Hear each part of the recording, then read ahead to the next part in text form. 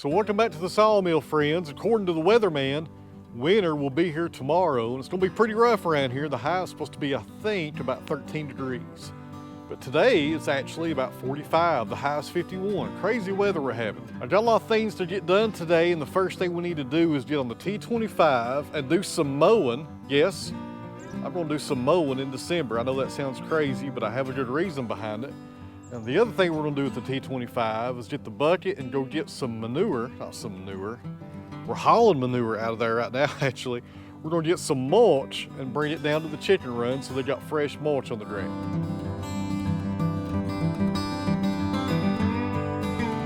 As usual, showing her bat to us, the most hatefulest cat on YouTube. Hello, Mama. Let's pull the T25 out. And the reason I'm going to do some mowing right now is because I had a big patch of grass in front of the kiln. It just started growing a few weeks ago. I don't know why, friends. It just took off and started growing like it was the middle of July. And it's almost, it's past my ankles actually. And it's bright green. It's really, really odd. I'm not sure what's going on down there. So we're going to head down there first and mow some grass in December, which a lot of people don't do. Then we'll grab some wood chips for the chickens.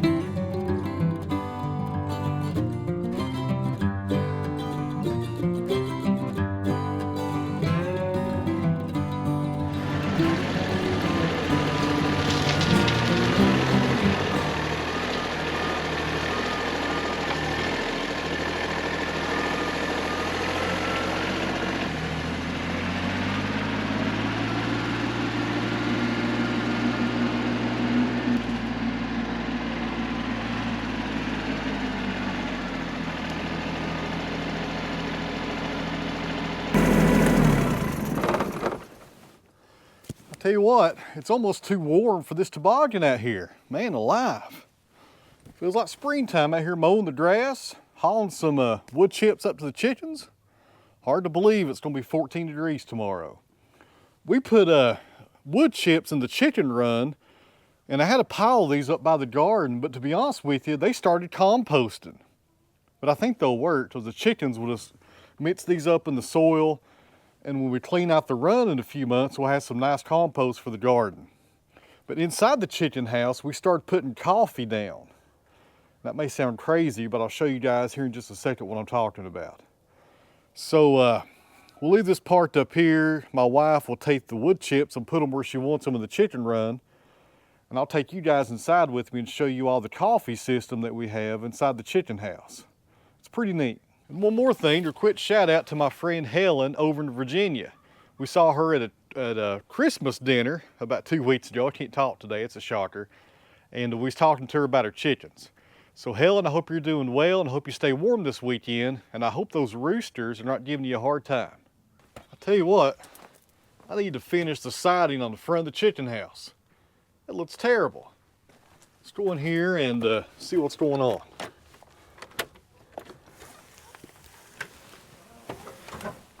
Hello, ladies. There they go. Looks like we got a few eggs in there today. They're still laying. We're getting about 10 eggs a day. Oh, I need to keep my voice down. She's in there hard at work. So right here, friends, is a great idea if you're raising chickens, and it keeps the odor almost completely down. We got the roost right there where they sleep at night. And on this table, where their manure pretty much falls, we use recycled coffee. We get these at, I think, Rural King, and they're pretty cheap. For 50 pounds, it's maybe $10. And you can kind of do it like cat litter and clean it up every few days and have a wheelbarrow outside and kind of dump it in there. But guys, I tell you, it keeps your chicken house from smelling really bad. And it smells like coffee in here, like a coffee house. It's amazing. I kind of like coming in here just to enjoy the aroma of the coffee and talking to these chickens. I know that sounds crazy, but it's true. I do. I like coming in here smelling this coffee. I'll show you guys outside what it looks like after we clean it up, or the wife cleans it up. I think she does it maybe every 2 or 3 days. So after she scoops it out, it goes out here in this wheelbarrow, and we collect it in there. Once we get a good sized load, it goes up to the compost pile. And this right here, friends, is what will feed us next summer. And no, we're not going to be eating chicken manure. We're going to be taking this and putting it in the garden to fertilize the soil to grow our food. It's hard to beat chicken manure for compost in your soil in your garden. I think the best thing is probably rabbit manure because it doesn't have to decompose, but chicken manure is probably number 2.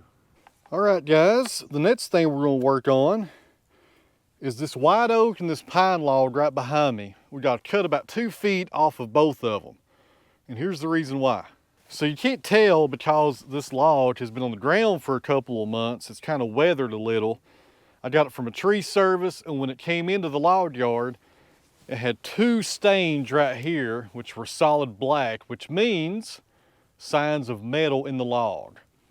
Now this is a 10-footer. Hopefully if I take off 2 feet and make it an 8-foot log, when we do our reveal and cut off this little section, hopefully the stain will be gone and we'll get rid of the metal. If we're lucky, it may be in the bottom, but you never know, it could be halfway up this log. And over here we have a pretty good sized white pine. It's a 10-footer. I'm going to bring it down to an 8-footer, and the reason being it's pretty rotten right here in the bottom. And I think if I get rid of about 2 feet, which I like my pine boards to be 8-footers anyways, we should get rid of most of this rot right here in the pith area and have a good 8-foot log for the sawmill. Key word is should. You never know with logs, guys. It may look nice and solid right here. You take off a foot or 2 and it's rotten in the middle all the way up. You just never know. And to cut these 2 logs down, we're going to be using my Husqvarna 372 XP. I've been using this saw for about 3 days now. I really like it. It's got a 24-inch bar on it. I got the 28-inch light bar to go on it, and it weighs a lot less. I'm looking forward to trying that one out, but my chain is not here yet for this bar. So we're going to use what we got. 24-inch bar. May have to go on both sides, but we'll get it done.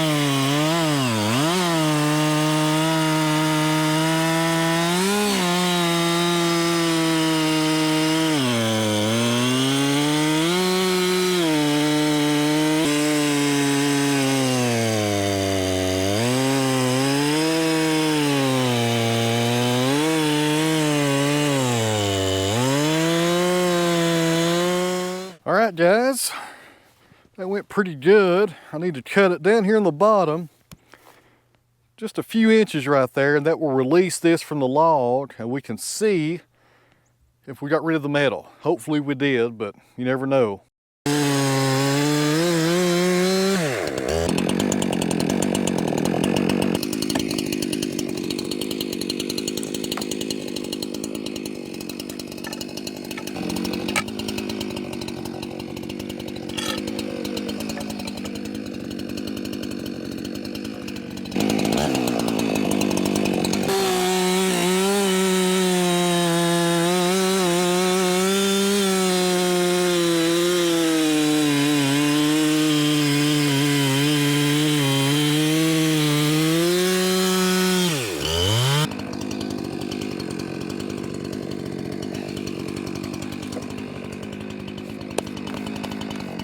All right, friends, we got it cut down, and here's the information that we have now.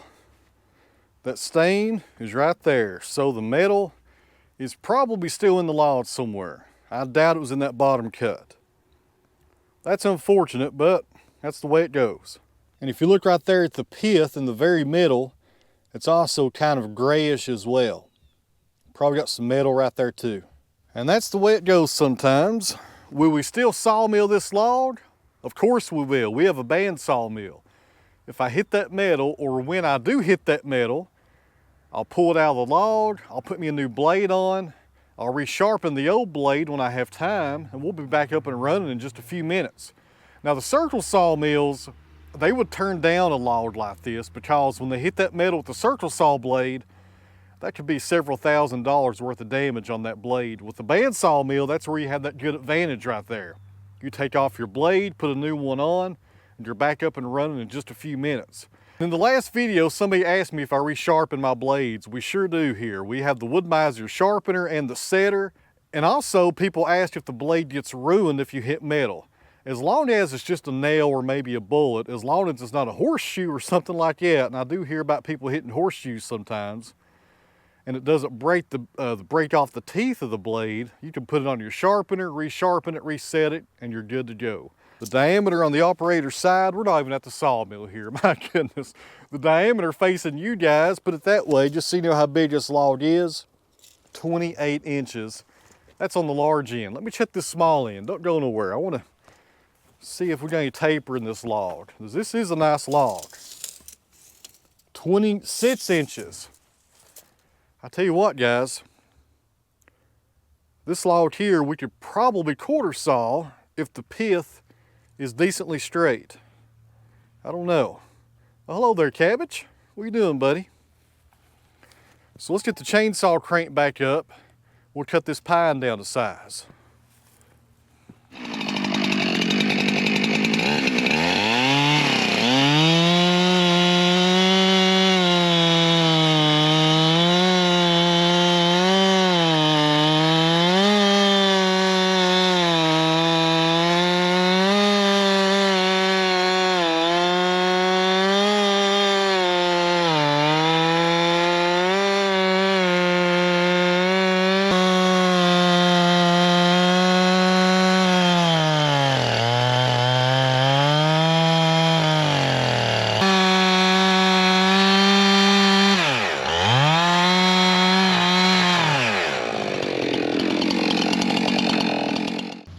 Always a big difference there in the chainsaw. Cuts pine a whole lot easier. Let's roll this one out of the way and see how we look over here. Looks a whole lot better already from right here. Oh yeah, whole lot better. All right, friends, we got rid of that rot right there in the middle. Got a little crack right there in the pith, but that's okay, because there's a ton of wood in this log. All right, guys, here's what we're going to do. These two logs here, we'll go up to the sawmill. This chunk of pine that's left over off of this log, we'll throw it in the burn pile. It does not make good firewood. Those two rounds we'll split for firewood. Probably use those next winter. And this white oak over here with the metal, it will go up to the sawmill also. Let's go get the 754 and clean up this whole area. It's gonna look a lot nicer. I've also got a sycamore right back here, and it's about a 12-inch log. Probably cut it down for firewood also. Might get the T25 down here once this is cleaned out and mow this down as well. Because I tell you what, guys, the best time to mow is December.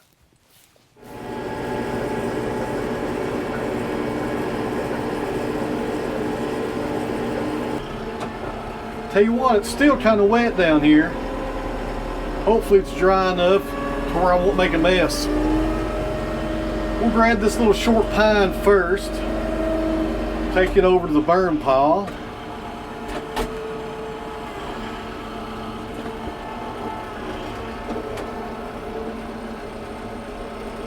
if we can get a grab right there in the middle. Oh yeah, no problem. I'll take this over to the burn pile, friends. I'll be right back. This might be a good time to go grab you a cup of coffee. But while you're at it, grab me one also. If my friend Brian Harrington's watching today, I'm sure he's probably on his second or third cup. All right, let's grab the big guy here. Shouldn't be too heavy. Probably about 800 or 900 pounds.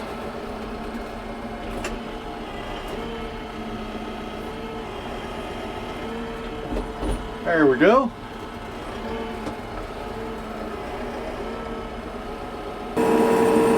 Something you might want to do when moving logs around is always have your hand on the loader controls. So if something goes wrong or something doesn't feel right, you should always drop that loader to the ground. I've done it several times. Let's grab this other white pine and take it up to the mill. We'll come back and get that white oak. This one right here, not as heavy. Still a really good saw log right there. Tell you what, guys, I gotta get the sawmilling. We got a pretty good stack of pine up here at the mill. Probably drop this one behind the big one. Hopefully they won't roll down the hill. That worked out. It's about time I caught a break. Let's go get that white oak log. Alright guys, want to be careful with this one. Judging by my calculator, this log weighs about 1,500 pounds.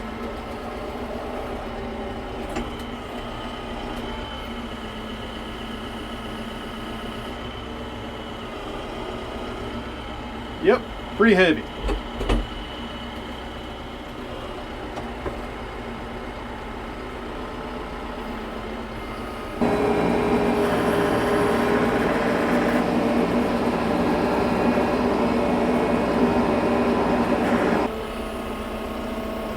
Alright guys, I'm going to drop this one off right here at the mill because I'm tired of carrying it around. That's probably the heaviest log I've ever moved with this here tractor.